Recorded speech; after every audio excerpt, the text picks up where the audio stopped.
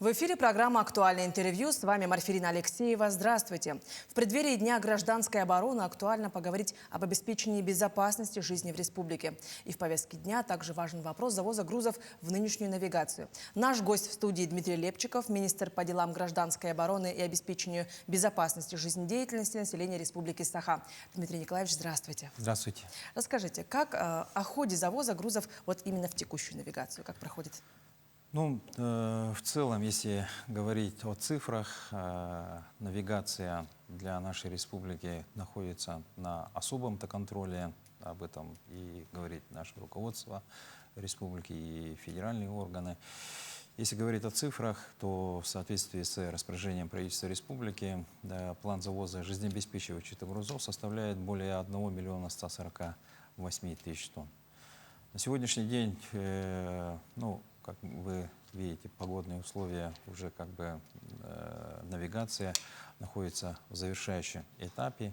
Если в целом-то сказать, то уже завезено более 85% жизнеобеспечивающих грузов.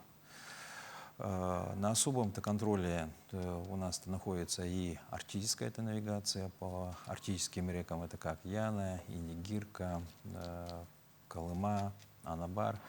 Там на сегодняшний день уже план выполнен на более чем 84-85%, и навигация тоже находится уже в завершающем этапе. Несмотря на те трудности, которые были в период навигации, как вы знаете, о том, что по некоторым рекам у нас были повышения уровня воды, к сожалению, в том числе и угольные склады, причалы были затоплены, но и наблюдалось небольшие, но на короткое время, это простой судов.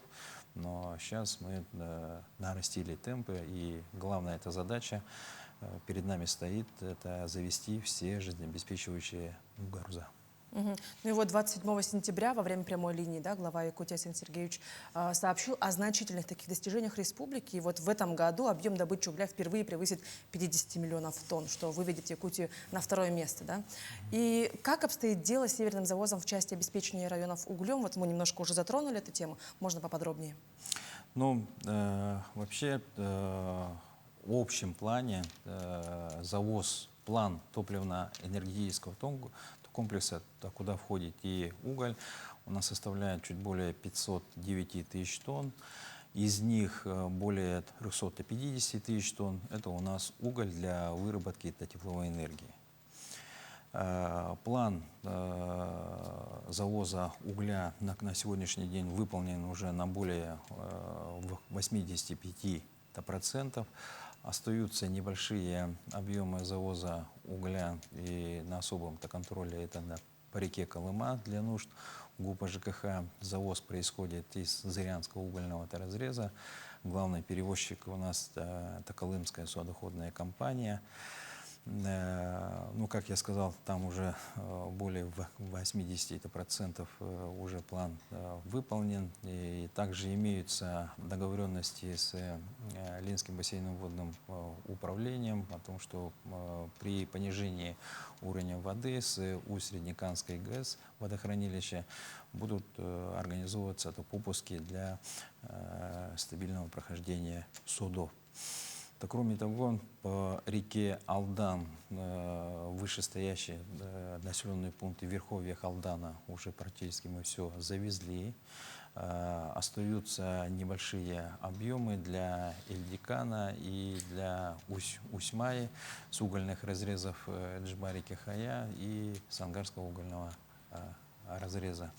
Эти объемы для нужд теплоэнергосервиса, и на сегодняшний день, как докладывают с мест, мы завершим, и где-то до 15-20 октября полностью и уголь в том числе по реке Алдан и по реке Колыма мы должны полностью завести. Ну и вот хотелось бы, конечно, тоже и зрителям, мне кажется, многие не до конца понимают или неправильно понимают, что такое гражданская оборона, если таким простым, понятным языком. Ну, если говорить об федеральном законе, есть федеральный закон о гражданской обороне. Так, гражданская оборона — это комплекс мероприятий, направленный на защиту населения, материальных-то, культурных-то ценностей, минимизации ущербов при возникающих военных или вследствие военных-то действий, или при авариях-то, катастрофах, или при чрезвычайных ситуациях. Ну, да, проще говоря, призвано минимизировать ущербы при определенных обстоятельствах. Мгм. Какие сигналы оповещения существуют? Я вот слышала, что 1 октября будет очень такая большая масштабная оповестительный проект, работа. Правда ли Да, это? ну, в соответствии с положениями об системе оповещения, утвержденные это приказами МЧС России, Минцифры России, есть единый сигнал «Внимание всем». В рамках предстоящих всероссийских учений тоже у нас 1 октября в 10 часов 40 минут у нас тоже прозвучат электронные звуковые сирены с перехватом радио и телевидения. Ну, для населения я хочу сказать о том, что никакого-то беспокойства нету. Это будут проходить плановые учения. Так, в целом, при получении вот таких сигналов граждане обязаны, ну, должны включить телевидение, радио, прослушать ту информацию, действовать согласно полученной этой информации. Главное — сохранять спокойствие и действовать согласно полученной этой информации. Мгм. Еще раз повторюсь о том, что у нас 1 октября тоже запланировано в рамках всероссийских учений тоже включение комплексной системы оповещения населения. Мгм. А какие основные задачи гражданской обороны? Ну, основными задачами это защита населения, защита территорий, эвакуационные мероприятия. Это и информирование населения, обучение населения, правил поведения при получении тех или иных сигналов. В целом это где-то порядка 15 задач. Ну, я повторюсь, это все-таки для минимизации ущерба и чтобы-то граждане знали действия при получении таких-то сигналов. Для организации уполномоченных органов по гражданской обороне происходит обучение. У нас в Якутске имеется учебный центр, или обучение происходит в уполномоченных учебных заведениях. Для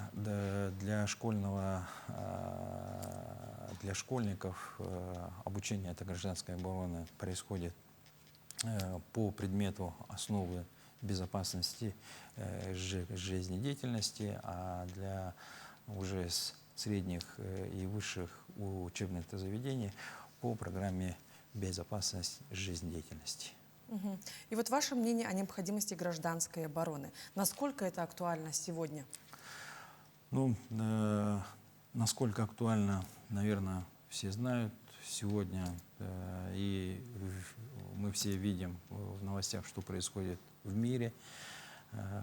Специальная военная операция на сегодняшний день, она продолжается. И на сегодня знать именно, как действовать при тех или иных случаях, я думаю, обязан знать-то каждый. А государство должно обеспечить именно условия и доведение этой информации до населения, до граждан. Мы должны повысить свой уровень знаний в этой области, что мы сегодня вместе с и МЧС России, и уполномоченными органами мы сегодня всесторонне и делаем. Мгм. Ну что ж, Дмитрий Николаевич, спасибо, что вы уделили время и ответили на наши вопросы. Мгм. Спасибо. А я напомню, это была программа «Актуальное интервью». До встречи в эфире.